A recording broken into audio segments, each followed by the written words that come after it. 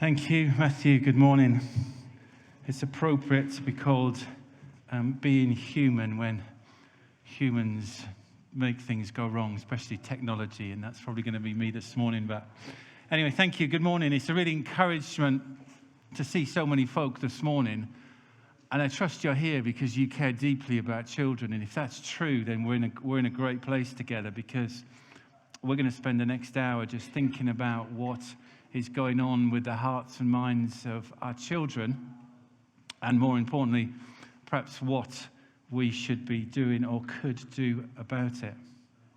Let me just tell you 30 seconds on me, and then we'll get into some of the content today. So Matthew said I'm a child psychologist, so I work in one of the big NHS hospital trusts. But really, I'm someone who just cares deeply about the spiritual and emotional development of children. I had the privilege of starting to work with predominantly teenagers when I was 18, and there's probably been children in my life in some form or another every week from when I was 18 years old. And I see it as a real privilege to be involved in their lives in particular parts of their journey. I see as a real privilege.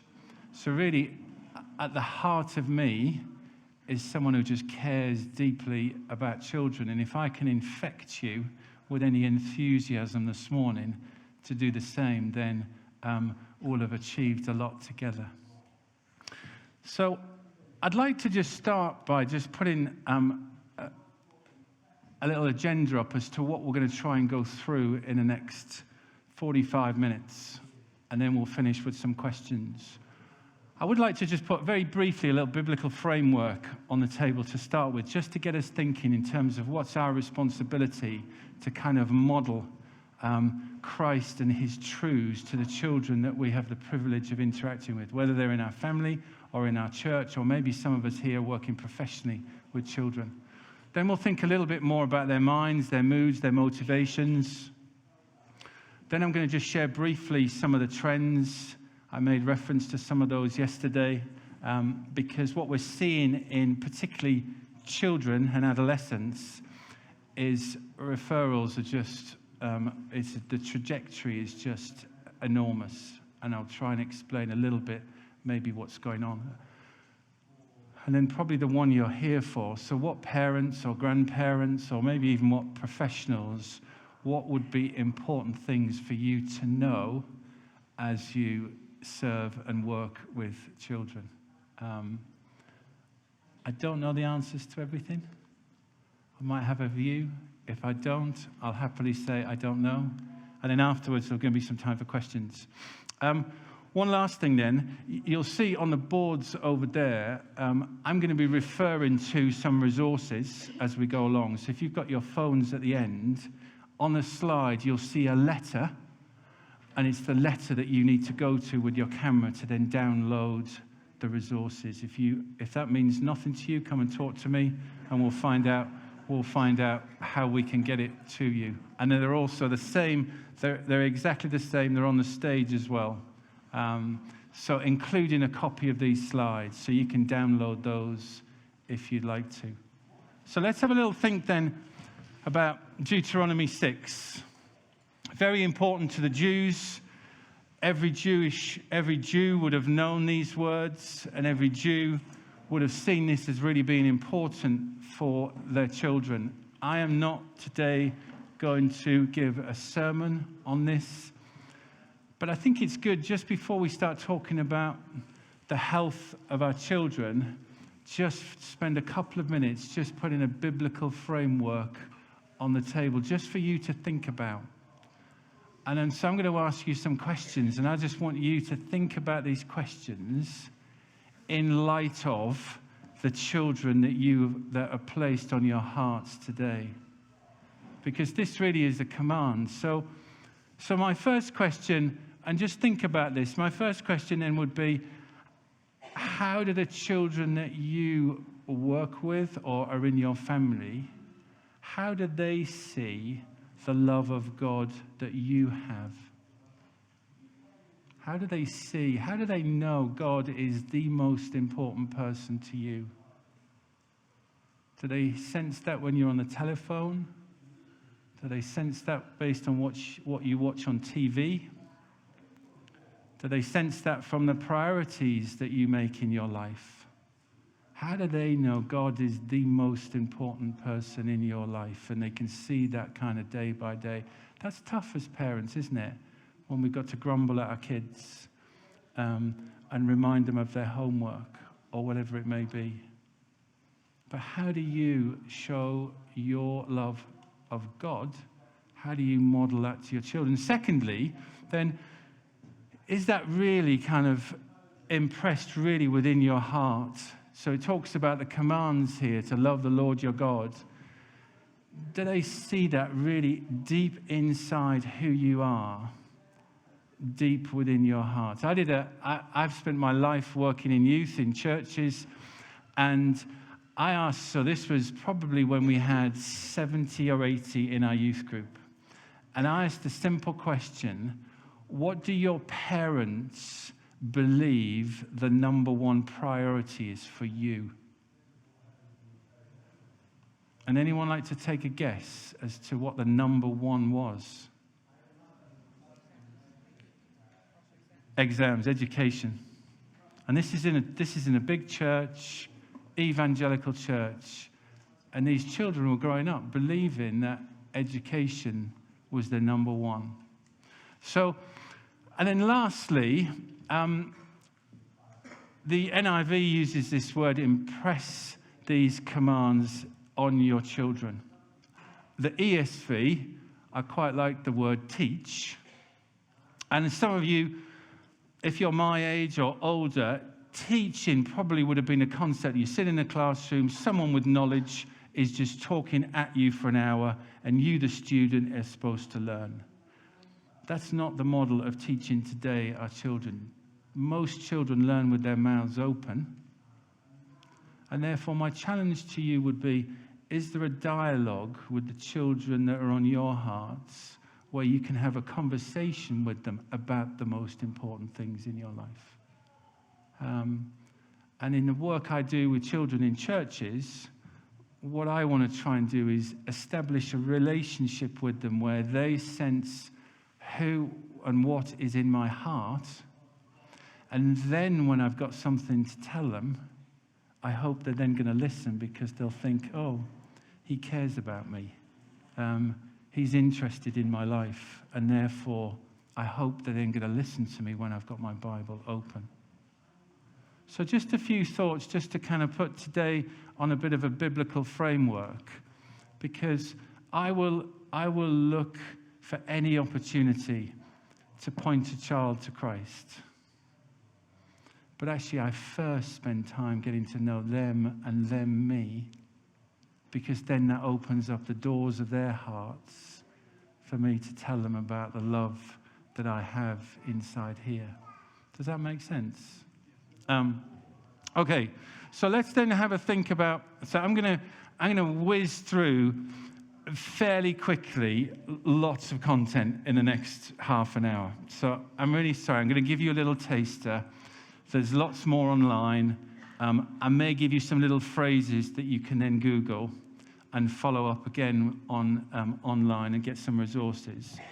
So, but I first, if you want to impress some of your friends when you go back, you could say, well, we did a lot about neurosciences, because I'm going to start off talking about the brain, because I want you to understand what goes on in the brain of a child. Scientists would tell you that this little chap here has one of the most developed brains at birth. Why do they say that? Because within minutes of being born, it can stand. Within hours of being born, it can walk. Within a week or two, this little chap can run as fast as his mother. And within, again, a few days of being born, it's completely obedient if there's fear. So if a predator comes along, this little guy will run straight under mum's legs and will not move, because the brain then is developed at birth. Now, conversely, these two little angels, they're not mine, it's from Google. These two little angels, let's pretend for a minute there's nothing neurologically wrong in their brain. Let's just pretend that for a minute. It could be, but we're not going there today. Let's pretend when these two little angels are born, their brains are perfect. But their brains are a blank canvas. And their brains will just soak up, particularly over the next few years, all kinds of messages about who they are, what they are, and how they should be, unlike the wildebeest. And if they're a blank canvas, therefore the environment that they grow up in and what they hear and what they watch is going to have a huge influence on how their brain develops.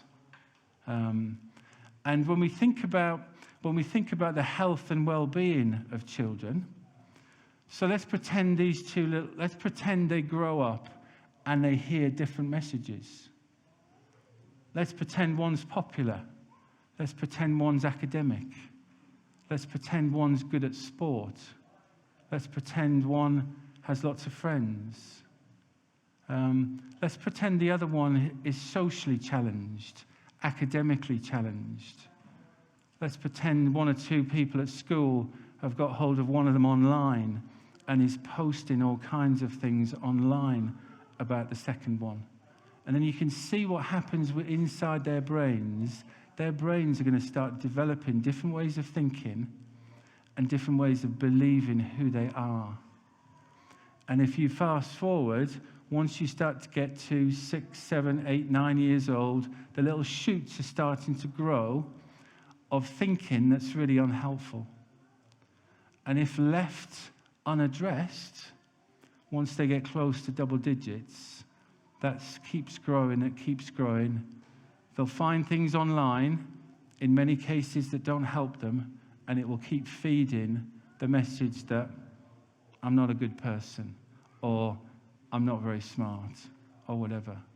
And that's at the heart of what I try and do, because the vast majority of if we went and stopped a whole lot of adults in Keswick today who had difficulties with their mental health, the vast majority would have developed as children. And therefore, we've got to spend more time understanding children, supporting children, helping children, so that their childhood is not stolen from them, and as they enter adulthood, they can enter adulthood looking back with enjoyment rather than looking back into a dark place. Now, when we talk about, let me just put some terms. Let me talk about mental health for a second, because now I just want to start talking about, so when does it become a difficulty? So we all have mental health. So sometimes our mental health might be good. Sometimes it may be not so good. We all have physical health. Again, sometimes physically we could be in good shape, other times not. But as far as children and adolescents are concerned, and I've just missed out a slide, sorry, then the emotional cycle of any child is normal, perfect, and we should celebrate it. So if you've got a highly emotional child at home, thank God for them. Emotions are not wrong. They're not bad. It's what we do with our emotions that gets us in trouble.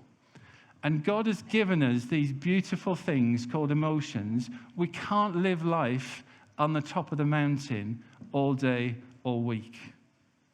But equally, there will be events in our lives that take us into darker places. That's normal. Read Lamentations. Lots of Psalms lament about times that were difficult. That's a normal part of human life. And we shouldn't try and ignore that, suppress that. We should let some of those feelings come out. Now, Where I get concerned as a professional is if an event happened and the mood went too low or too long, that's when we'd start to think, what's happening here? And that's where we then start to ask questions. Has something happened that we're unaware of?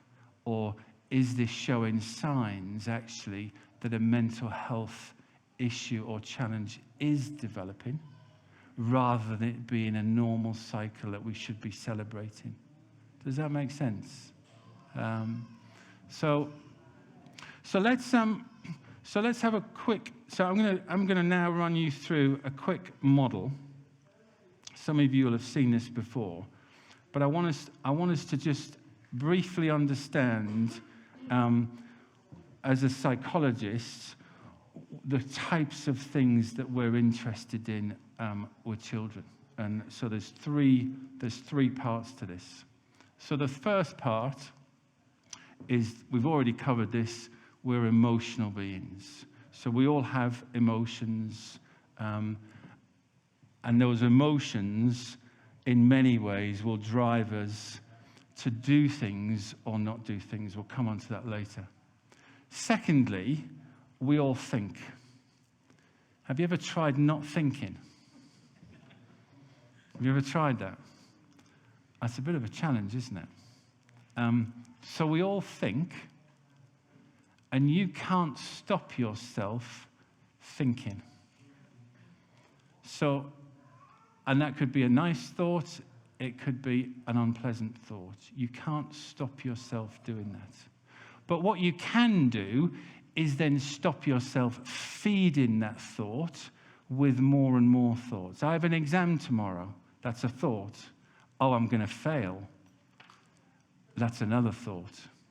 Now, I could keep feeding that because I'm rubbish, because I'm useless, because I failed the last exam. So I just keep adding on more and more thoughts onto a thought that was unhelpful. Or I could say, I got an exam tomorrow. Yeah, I failed the last exam, but I didn't do any revision. I didn't try. I didn't work hard. That's not a very good thing. I'm going to work hard to do it. You see the difference in terms of how we think. And then lastly, we do things. Some of the things that we do are good and healthy.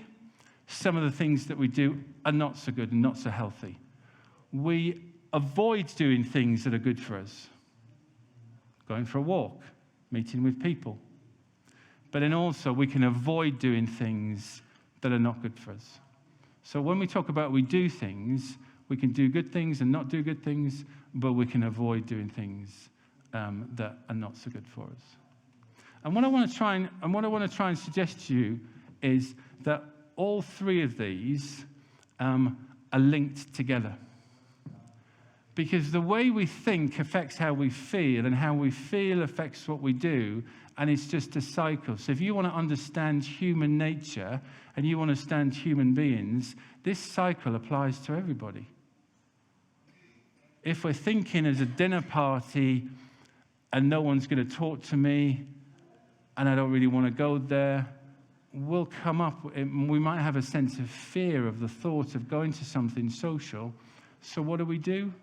We use an excuse, we stay at home and we do something else as an avoidance. And what I want to suggest is this thinking pattern works positively if I have a positive thought that could trigger a positive emotion and might encourage me to do something that's good for me. Equally, if I have an unhelpful thought, then the reverse is true. And most of the patients that I work with are adolescents. And this is a question, this is not a rhetorical question, you can shout out some numbers. What % of my patients have I found no thinking flaws in the way their mind works? 0. You're absolutely right. Every single child that I'm working with, when you scrape under the surface, I can find some ways that they're thinking that are not true.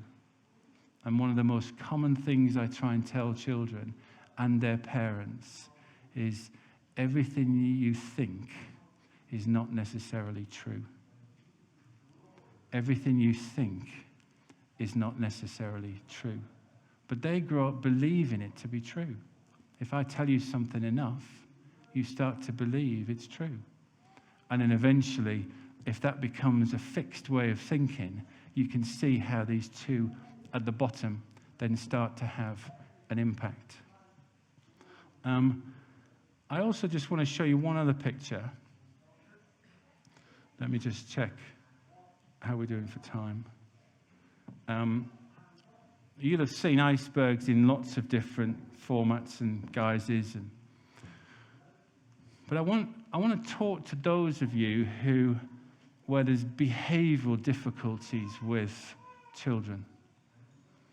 Because I want to try and encourage you to kind of go under the surface to try and find out what's going on. I won't be the first or the last person to tell you that children communicate to you by their behavior. Their behavior is trying to tell you something that they don't have the words to express, so they're going to kick off and they're going to do something that probably winds you up, but it's their way of trying to say, look, something's not right. And this iceberg, the purpose of this iceberg is the behavior of the child are the things that you can see if they're whacking their sibling, or they're not doing their homework, or they're just being absolutely rotten and horrible to you and not speaking to you. Those things we can see with our eyes, we can hear with our ears. It's visible to us in terms of what's going on. What I'd love all of you to do when this happens is ask questions down here, not just jump straight up to what's going on here. What's going on underneath that's causing them? What are they not telling you about school that happened at school today or happened online? They've just come out of their bedroom and they've just read some horrible, horrible message that they know was about them. But come on, we're grey-haired. They're not going to tell you because we don't understand, do we? Why would they tell you? And something happens, but the vast majority of the time, the answer that you need is down here rather than there being some punishment up here. And that's about kind of keeping the doors open for communication. But let me also just explain one other thing that's really important when working probably with double-digit children. That if let's pretend for a second, so next year I'll have been married 30 years. So let's pretend on the night before I was getting married, I had something going on here in my stomach. Bit of excitement, bit of nerves. And as a 27-year-old man, I knew what was going on here because of what was happening tomorrow. So I can make the join between what's happening here and what's happening in my life. But let's pretend for a minute the children that are in your hearts and minds right now can't do that. And what do we do as adults and as parents and as professionals? We say, what's wrong? And they normally use kind of grunts of 2 syllables. Don't know. So what you do, and pardon me if this is being rude, what you do then is you just ask the same question in a different words. And the child's thinking, but that's the same question. I don't know. And you start to get frustrated because all you're asking, you know something's wrong, and all you're asking is, what's wrong, and they don't know. And here's what I want you to remember. They may not know. They've got something going on emotionally, but they can't join it together. And that's a dark, lonely, scary place to be when my body's riddled with all of these feelings.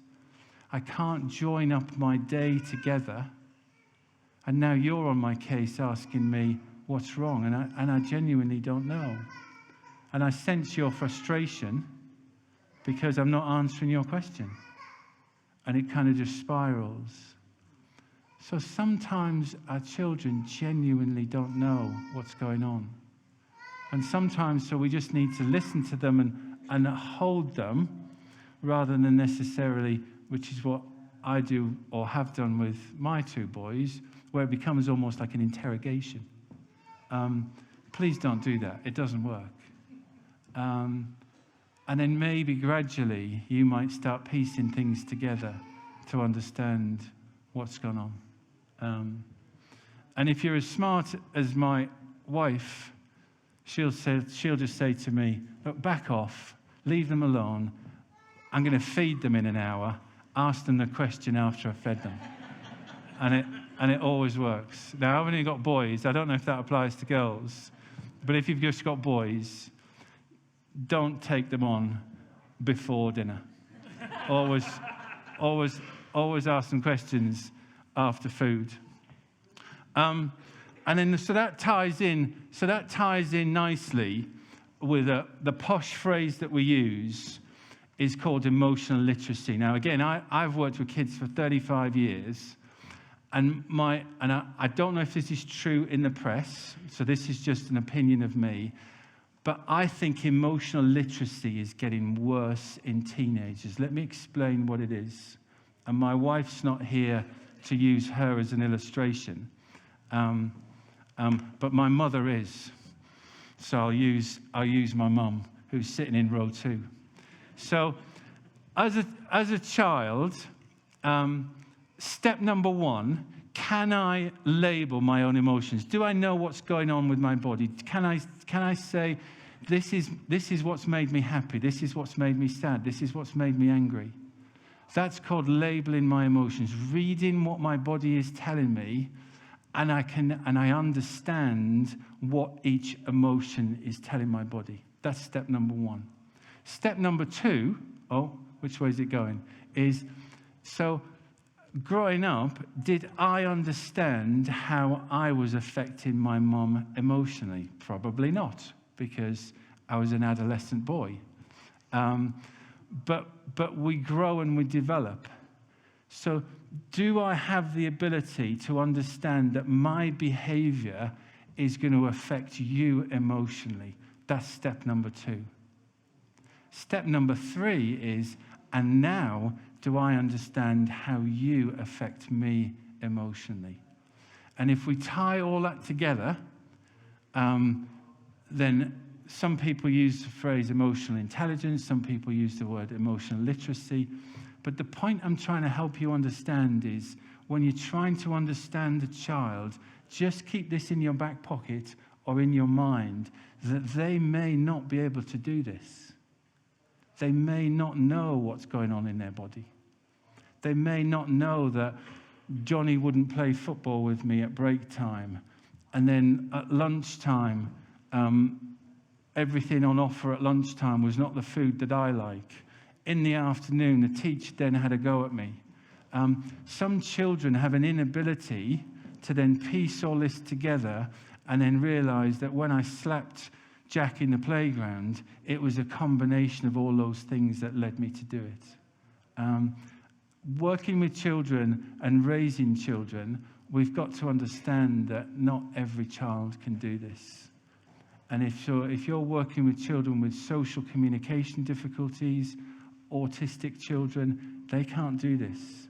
And you've got to help them learn it.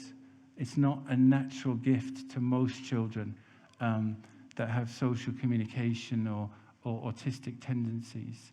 And if you're not at least giving them the opportunity to then walk through some of this, you may be making their world a little bit more complex.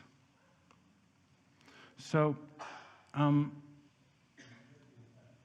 let me just pause for a second, because we get an hour to do these workshops, and I'd love to spend a whole day infecting you with the love of children, but I don't have the whole day, so apologies. But what I've tried to do there is just give you some simple frameworks and ideas to understand the hearts and minds of children. Now, I just want to show you a few trends, because this is, I work for the biggest mental health NHS trust in the country, and I look after all the specialist services in the NHS, so the ones that children come nationally to in London. And so where I work, all those different services that we have, we've seen between a 30% increase in referrals, and some teams have seen an 80% increase pre-COVID, from today back to pre-COVID levels. So it's just exploding. You all know the money coming into the NHS doesn't match our activities, and I'm really sorry for those of you who are struggling to get into the NHS, because I know thousands and thousands of you are trying, and it just seems harder and harder to reach the criteria. But the honest answer is we don't really know entirely what's going on. We know children suffered more, as well as seniors, through COVID. The changes, some children didn't adapt that quickly to the changes that were going on. They were missing their friends. It gave them even more reason to go online and just spend time online. I don't know if they were always doing work while they're online, or whether they were doing other things. But here's a couple of charts. Which you can see it's increasing almost every 2 to 3 years. So I remember reading statistics about 1 in 9 children, then it went to 1 in 7, then it went to 1 in 6. So now we're seeing, for the first time ever, we're seeing 1 in 4 17 to 19-year-olds with probable mental health difficulties. That doesn't mean they've been diagnosed. The vast majority of that increase is girls. And I'd love to talk to you afterwards. If you're a dad with daughters, please don't give in. Please. They need you just as much as their mother. Yes, it can be hard, but the last thing they want is for you to give up on them and think, well, I don't understand them, I'm just going to leave mum to deal with my teenage daughters. So teenage girls is by far the biggest factor in that. Here's another chart which shows you, so this is up into young adulthood. So these are the percentages of children with probable mental health difficulties.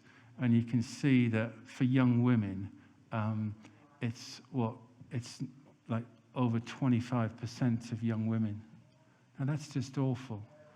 But this statistic here starts down here. And this is why, unashamedly, I'll take any opportunity to enthuse people to then work with children to prevent this not happening. And back to the very beginning, we have that message of hope, don't we? And at any opportunity, we want to bring the hope that comes from a living God and a creator God into their lives, so that, and let's not fool ourselves, we can't prevent them bumping into difficulties in their life. We can't wrap them in cotton wool, but boy, can we equip them ready for the times when they do bump into some of those difficulties by giving them a hope, a living hope that's talked about in 1 Peter 1, that they need that living hope, that there is someone there to help them. And then probably the biggest statistic that we've seen in recent years, just before I came to Keswick last year, the Tavistock, which is another trust in London, was the specialist team for seeing children with difficulties with their gender. And just 12 months ago, the NHS decided to shut down the Tavistock service, and then that's being moved as we speak. but just look at the increase in referrals from back in 2009, when I think the number was 73, if my memory's correct. And you can see now they're getting over 5,000 referrals. And these are all children. And the big increase is girls who, in their teenage years, are then saying that I want to become a boy. Now, if any of you are here, I know there's workshops this week. I'm also here next week talking much more about this slide. But then we've got a few minutes now just to talk about, so what should we do?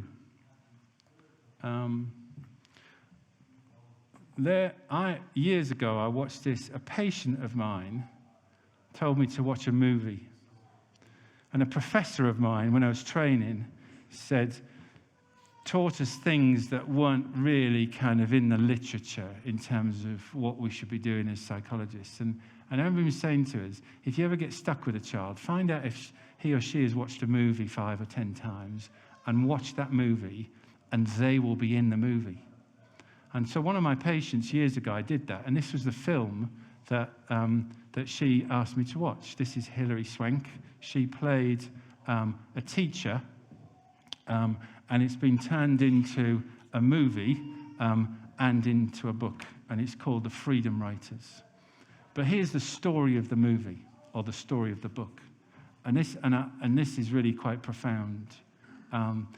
She was the daughter of a judge who he wanted her to go into law, and she decided, I'm going to be a teacher in a state school in America with some of the most racial tension going on in that school.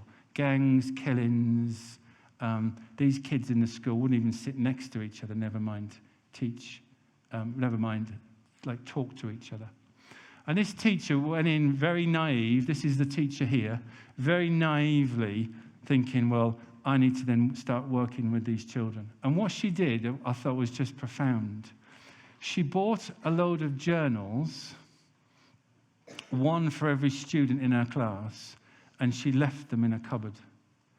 And she simply said to these kids, tell me your story. If you want to tell me your story, take one of the journals, and I'm going to leave that cupboard open. You can take the journal. When you've written your story, you can put the journal back. And a week later, she kind of opened the cupboard, and it was full of journals that these kids had gone home and wrote their story. Now, fast forward a few years, all those stories were then turned into a book.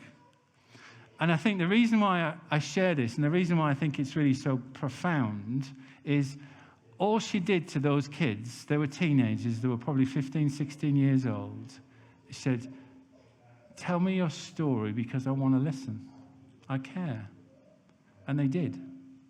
And then you can watch the movie and see what happens. And the reason why I say that is, if I could do one thing for children, just one thing.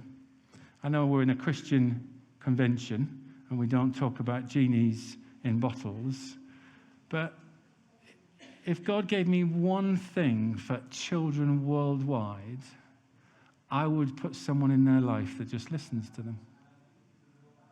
That's the one thing I do. That's what kids need. I get the privilege of sitting in a room with a child, no phone, no TV, no distractions, and I get 45, 50 minutes to sit with your children. But the vast majority of children that I'm working with aren't doing that with anybody else, even kids within my church. We did a survey a few years ago. 10 minutes was the average when we did a survey amongst kids. How often do you just sit down with someone and talk to them that's an adult?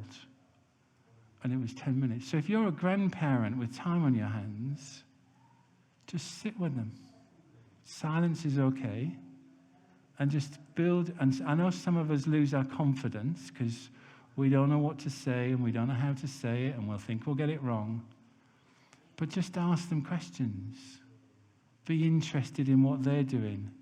Find something that they understand that you don't understand. And say, well, tell me about it. How does it work? How does Instagram work? I've no idea. They'll tell you. Show me the internet. What have you been doing on the internet? They'll show you. So find different ways. And let me just check how we're doing for time. So now there's a bit more advice in the slides that you can download. But I'm coming into land with, and also QR code B is a little PDF. It's a little kind of cheat sheet with 6 or 7 kind of tips and suggestions that I've written to then go with this talk. So that's download B. So I've talked about listening to them. Then, secondly, you will earn yourself an enormous amount of credits. Not that we're trying to earn credits with children, but the hundreds of kids I think I've earned some trust and credit in their life is for the simple reason that what they've told me, I believe them. That does not necessarily mean I agree with what they're choosing to do. And if you think of the gender conversation, that, yeah, I'm struggling. It's a feeling. How can I say a feeling is not right and not real and not true? So that would be bang out of order, both professionally and just in human life. So I can believe what you're telling me, but that doesn't mean I'm affirming what you're choosing to do. So one is about just listening to our children, and secondly, it's about just believing them. Journey with them. I've alluded to this already. Spend time with them. Don't give up with them.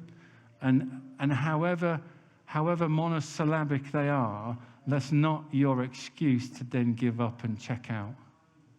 You can still have a conversation, believe it or not, with a monosyllabic child. I've done it for years.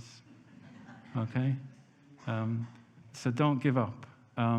Then pray for them and with them. There's very few kids I've ever been with in a church setting where I've said to them, can I pray for you? I can, in 35 years, I can count literally on a matter of 2 or 3 fingers the ones that have said no.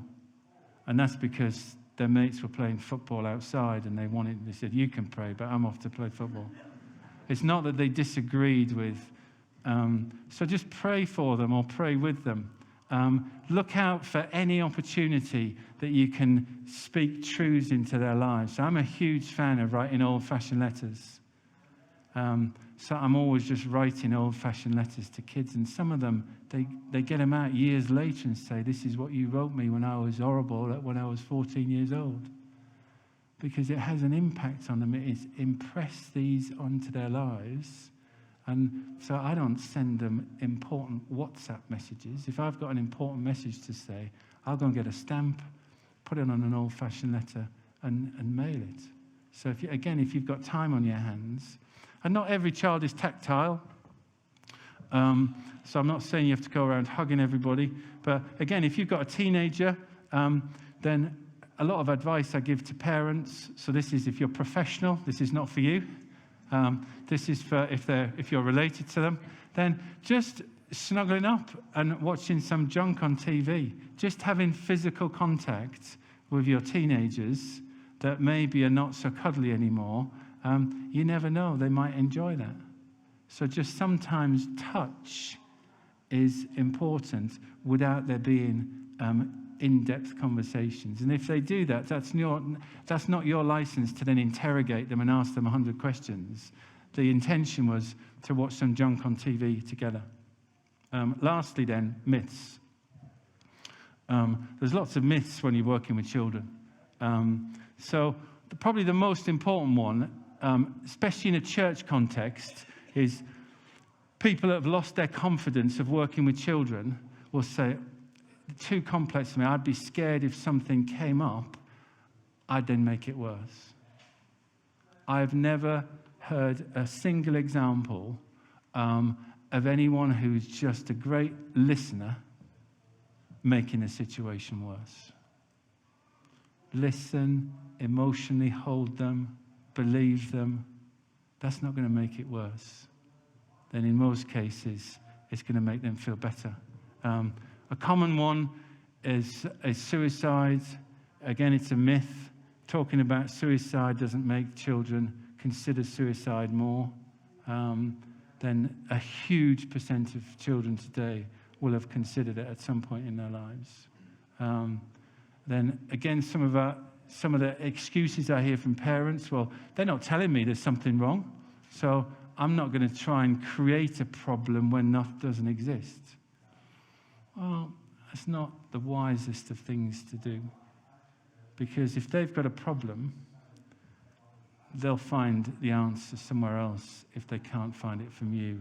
And my worry is that answer is online and doesn't have the hope that it might come with you.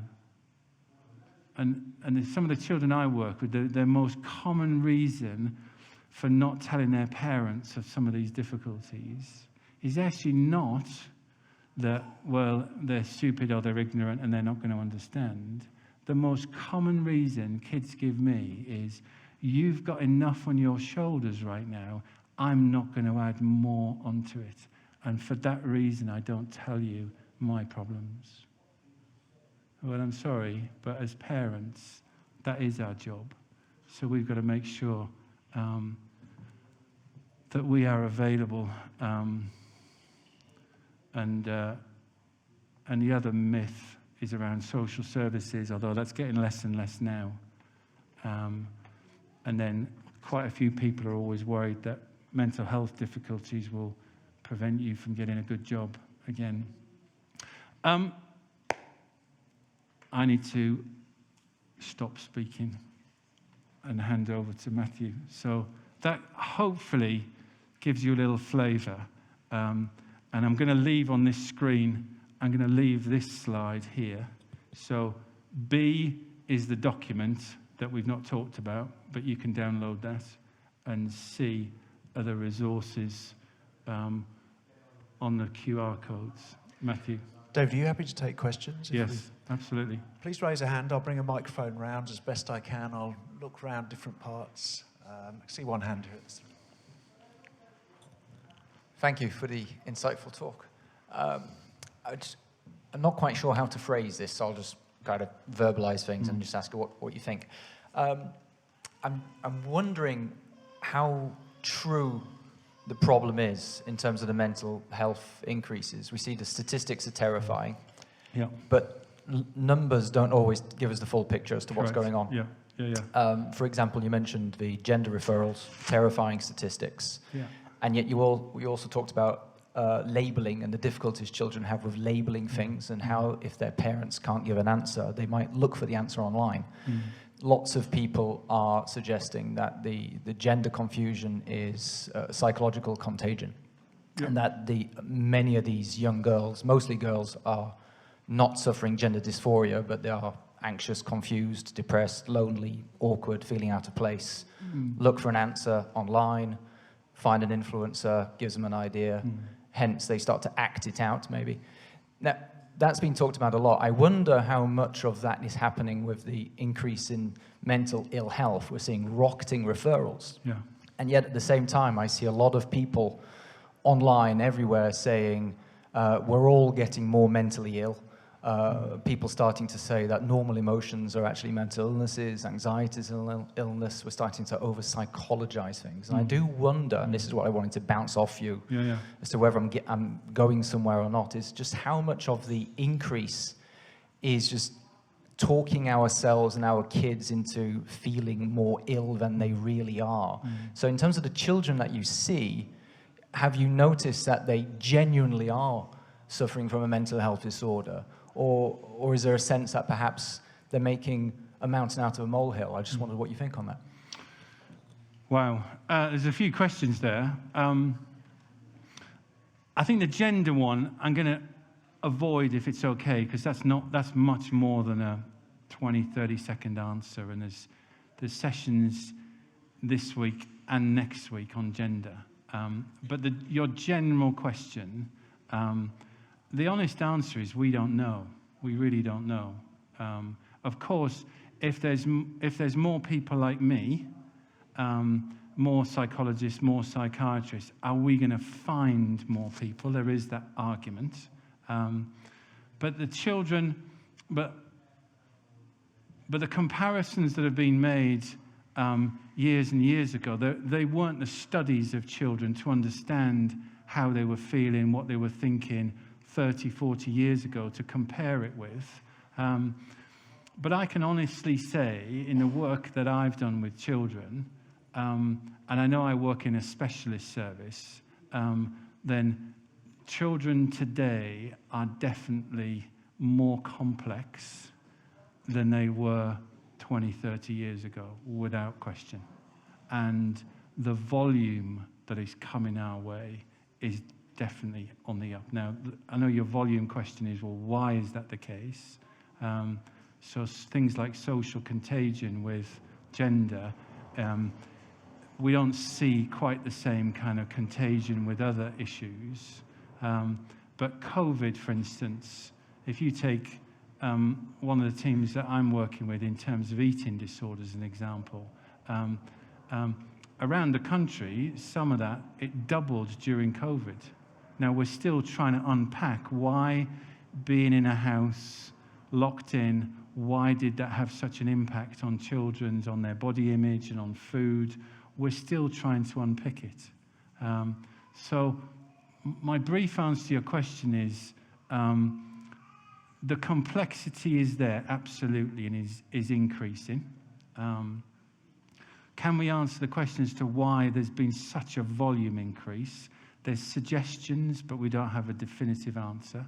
And I think if you take condition by condition, you might find the answer to your question varies a bit. Obviously, you gave gender as one example, but the answer might be different for some other mental health conditions. So probably haven't fully answered your question, but I think the honest answer is we don't know entirely. Hi. Oh, it's very loud, sorry. I have a different question. A lot of what you've said, my non-Christian neighbours who love their children and are good parents could agree with. How is what you're saying different as a believer, as a believing minister or a believing parent? What difference does that make to the way we view children's mental health? Well, as a Christian, and are you talking children as in relatives or children professionally? Either. So how does you being a believer make a difference to the way you see the problem and the solutions? And I'm a parent. How does it affect the way I should see my children's mental health and the solutions? Does that make sense? It does. I'll try.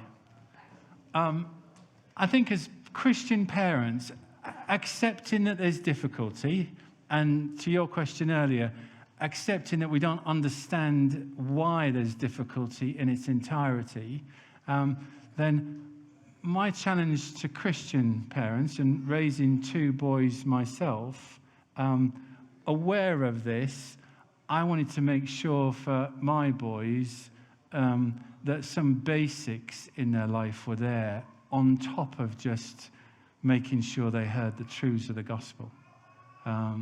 So the time that we gave to them and the boundaries we put in place for them, and I know you can read the Old Testament, and it's clear that for our children we've still got to put loving boundaries in place for them. But why is this important then to non-Christians? I think when you branch into the non-Christian audience, my simple concern today is just the lack of time kids get in conversation with adults. I was out for dinner it was out for Sunday lunch a few months ago, and the table behind me had two small children, probably 5 and 7. I assume it was mum and dad, just the 4 of them. The kids were given crayons to colour in, and they got bored within 30 seconds. But I'm not kidding you, 80% or 90% of the time they were there, mum and dad were on their phones. The mum and dad weren't even talking to each other. So my heart aches for kids that are in places where there's no depth, there's no conversation, there's no, let's do something because I love you and I want to spend time with you. Because I, as a parent, I'm too busy to do that, and I can give you something that will give you a distraction.